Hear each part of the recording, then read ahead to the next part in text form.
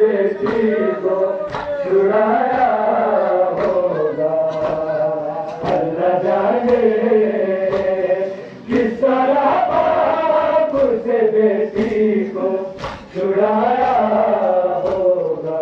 इतनी रातों से वो जागी मासूम थी, बाप की लाश से लिपटी तो से नींद आई।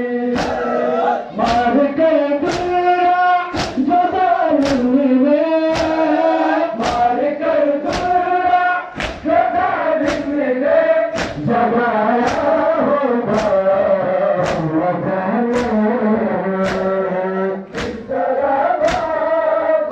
बेटी को छुड़ाया होगा।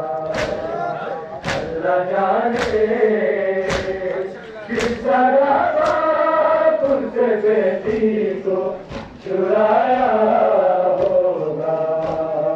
अल्लाह जाने किस तरह बाप से बेटी को छुड़ाया होगा। मारता था कभी पाथर वो शफी, फिर भी लिखती रहिला से जुदा होती न थी।